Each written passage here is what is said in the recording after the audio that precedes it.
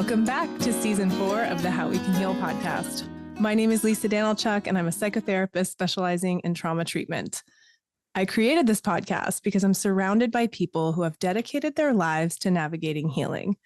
There is so much wisdom in each guest this season, and my hope is that this show makes their important ideas and experiences available to you in a way that uplifts and inspires you. These guests and I have committed our lives to fostering health and joy in the world, even as we work through the impacts of trauma and face deep challenges. Let's dive into Season 4 and let's keep talking about how we can heal.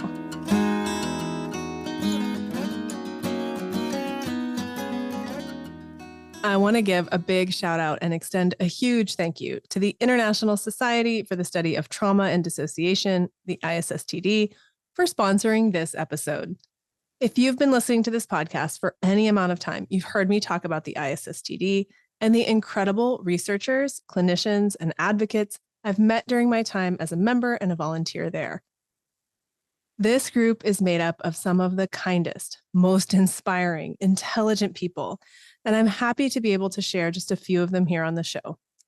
This organization has been delving into the science and best practice of treating trauma and dissociation for over 40 years now, and they have a rich catalog of educational offerings for both professionals and non-professionals on their website.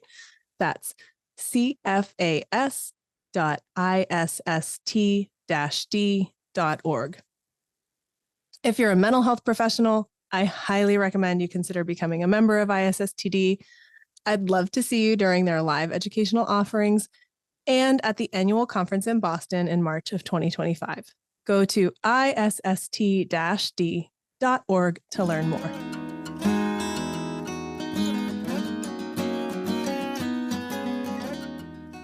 Welcome back to the How We Can Heal podcast. Today, our guest is Dr. Lauren Lebois. Dr. Lauren Lebois is a cognitive neuroscientist who is passionate about understanding how the mind, brain, and body adapt in the aftermath of trauma.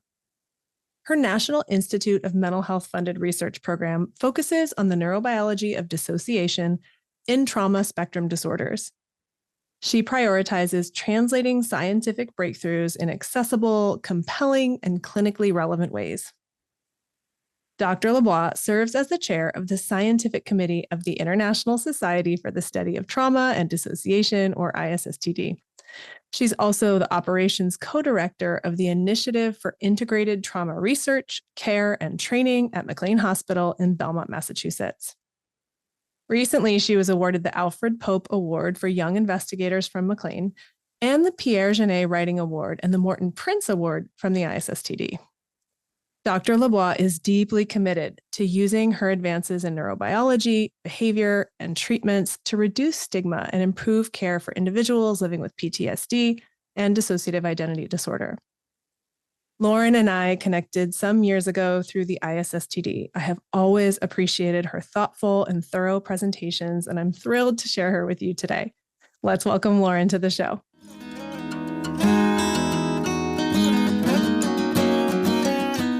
Well, welcome, Lauren Lebois. It's so good to have you here. I've been to a bunch of your presentations and I'm always like, everyone needs to hear this. Everyone needs to know this. So I'm excited to share, a little bit of your background, your experience, and hopefully connect people to your work a little bit more. Thank you. That's very kind, Lisa. So I have to ask first, how's everything going with the babes? Because you and I had kids right around the same time. So it's kind of a miracle that we're both here. It's been quite a journey. Yes, I feel like you captured it right there. Yeah, but things are going really well. It does feel like a lot and it's pretty intense, but it's more just like the extremes, like just a moment of joy. Yes. And instantly 3 seconds later, the pits of despair. Chaos. Yeah. But you had twins too, and then you already have one? You had one before that too? Okay. Yes. I just have the one. I'm already like, oh my goodness gracious, it's a lot. Like, this is how humanity continues. Wow. Okay. There's a lot that goes into it. All right. I thought I was aware. I'm not that aware. Now I'm learning. So I'm curious, just to start, I always love to just go to a little bit of like your background. How did you come to learn about trauma and dissociation? How did this become such a big part of your world? Yeah, I Yeah, I guess I feel like I've learned the most from our research participants. They've been the best teachers for me. Hearing them talk about their experiences, what it's like inside their mind, has been so fascinating. And then I think at the same time, I had the great fortune of getting connected with Dr. Melissa Kaufman, who I now jointly direct the Dissociative Disorders and Trauma Research Program with, but learning from her throughout my training. And just, she's one of those people who, well, she's an amazing psychiatrist and clinician. And she's just one of those people who asks really beautiful questions of people that they just reveal the most amazing things, with the way, just her presence and how she asks questions. And so I think both from watching her and how she asks questions and hearing how people reply about these things, has been, where I've learned the most. And I think, I'm someone who's always been fascinated ever since I was little by people's stories. And that Yes. moment where like you're in conversation with someone and you can see or like feel that they feel seen is just so thrilling to me. I love those little micro moments. And so this is a place, well, I feel like I kind of fell into it by a chance of opportunities. It was like, oh, this is home. This is where I can hear the most amazing stories and help in some way by kind of putting a quantitative data point to it. And I So, think your work does that. It helps people feel seen because it describes something that it can be difficult to encapsulate or to validate, right? And when you come at it from that quantitative or very tangible standpoint, it's like, okay, there, yeah, that's me, or oh, that's how that works. And naming it and just letting that land instead of being up in the land of what's happening here. How is this yeah, working? Yeah. exactly. That's the hope. That's what we're Yeah. hoping. So, what does your day to day work look like? Are you just like, I just imagine you around fMRI machines all the time. Is that what it's like?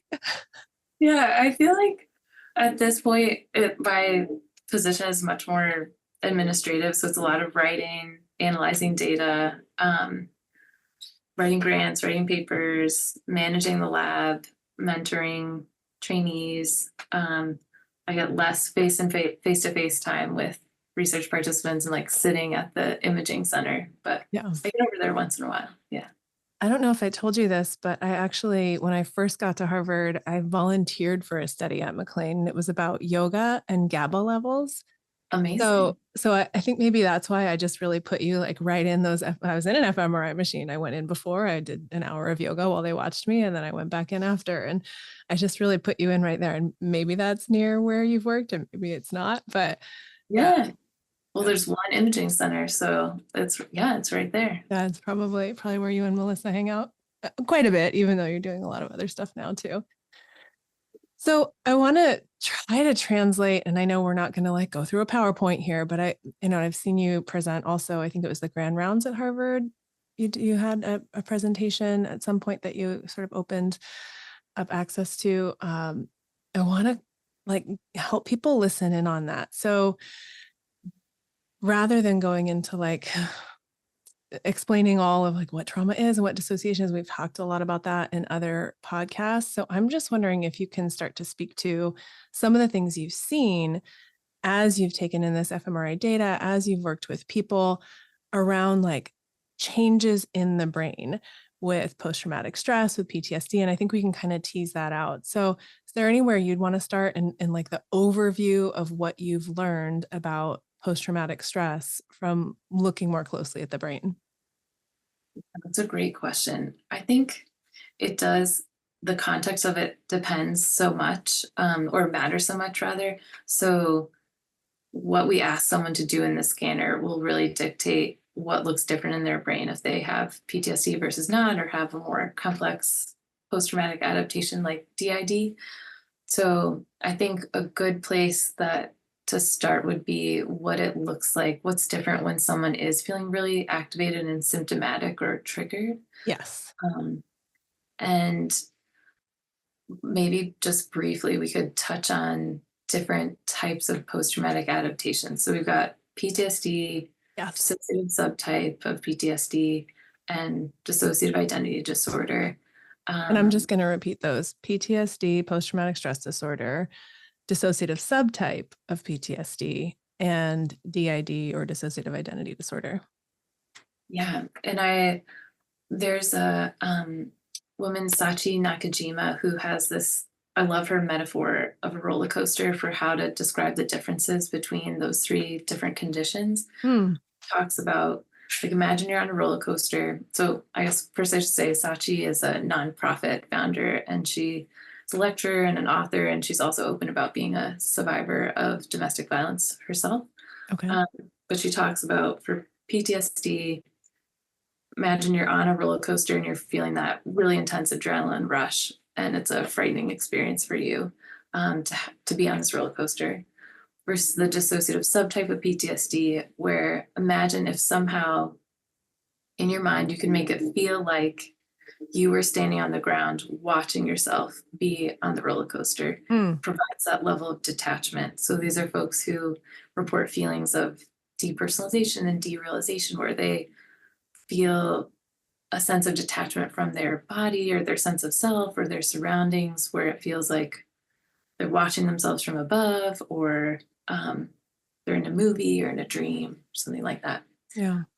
And then add another layer on with conditions like DID, where not only can you make it feel like you're standing on the ground watching yourself on the roller coaster, but it feels like someone else is on the roller coaster and you're watching from afar. So that's where you get this added layer of dissociation, where people lose a sense of agency and ownership over some feelings or memories or actions, or the sense of their body, to the point where sometimes it can feel like it's someone else living in their mind. I thought you were going to go to, like, passed out on the roller coaster, right? Like, because that's like a meme probably somewhere. You can look at someone who just got so afraid on the roller coaster that they just passed out. And then they come to the end, they're like, are we starting yet? And you're like, oh, it already happened. Yeah. Yeah, I like that, Lisa. I think maybe that could be like certain experiences in DID where it feels like you weren't there for, or you're like have that full amnesia of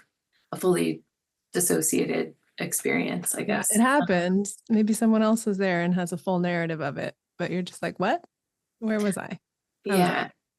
But I think, as you know, the more common experiences that you have some, like, you're kind of an observer while someone else takes the wheel and drives on. Yeah. So I think setting the stage with those different types of post-traumatic adaptation, and then as far as what's going on in the brain when someone's feeling symptomatic, the way researchers typically study this, they're called symptom provocation paradigms. Yeah. They have folks come in and narrate a traumatic experience they've had. They play this recording back to them while they're in a scanner. The idea being that while someone's feeling triggered or symptomatic, then they can capture what's happening in the brain at those moments while they're getting immersed in this traumatic experience that they had. So this is the functional changes, like as it's happening, this is the different activity in the moment. Exactly. Okay, yes. Great. And so typically what happens in this paradigm for someone without PTSD is that, well, actually, I should first talk about two key brain regions that often come up in this paradigm and have been studied a lot in the trauma literature: the prefrontal cortex and the amygdala. And there's a particular region of the prefrontal cortex, kind of right in the middle in the front, called the ventromedial prefrontal cortex. It's involved in lots of different functions, but kind of as a shorthand, we can think of it as an executive controller, helping to regulate our emotional and physical reactions to things. So that's a key region. And then also the amygdala, which again, involved in lots of different things. As a shorthand, we kind of think of it as a salience detector, helping to alert us really quickly to things that would be important to pay attention to for our survival. And one example of something that's important to pay attention to are potential threats. And so for someone in this symptom provocation paradigm who doesn't have PTSD, typically what you'd see is a rapid activation of amygdala to help mount a full body stress response to deal with this threatening information. And then once that threat has passed, you see activation of ventromedial prefrontal cortex, kind of helping to dampen things down, regulate things, because that the threat isn't actually there. You're just listening to a narrative about what's happened to you. Um, that's how it typically works in PTSD and classic PTSD. So that where you're on the roller coaster, like feeling that big hyperarousal response, um, we see activation in the amygdala, but less activation in the ventromedial prefrontal cortex. So it's as if the brakes are off in a way, and your body's kind of constantly mounting the stress response to deal with threats, even when they're not there anymore. So that's classic PTSD. The dissociative subtype, where you've got that more detachment from the experience with the use of dissociation, we see the opposite pattern. So more activity in the ventromedial prefrontal cortex, less activity in regions like the amygdala. So it's kind of like the brakes are on too tightly. You're almost like Yeah. too good at dampening things down. Um, and that matches what people say about their experience, that they feel numb and detached in those triggered moments. And then for folks with DID, Simone Reinders has done a lot of this work in this paradigm where she and her team have folks listen to the trauma narrative in two different self states. So Mm. one that feels more hyper aroused, emotionally flooded, and has some ownership over the trauma memory, feels that it happened to them personally. And then also has them listen to the trauma narrative when they're in a different state where they feel more distance, more numb and detached, and less ownership over the memory to the point where maybe it feels like it happened to somebody else. Um, and what she sees as in these different states is that it matches or it mirrors to a certain extent the patterns in the different types of PTSD. So when someone's in that more the ownership over the trauma memory, feeling more hyper aroused, you get the activation in the amygdala, less activity in regions like the ventromedial prefrontal cortex, and then the opposite when they're feeling more numb and detached in that distance from the trauma memory.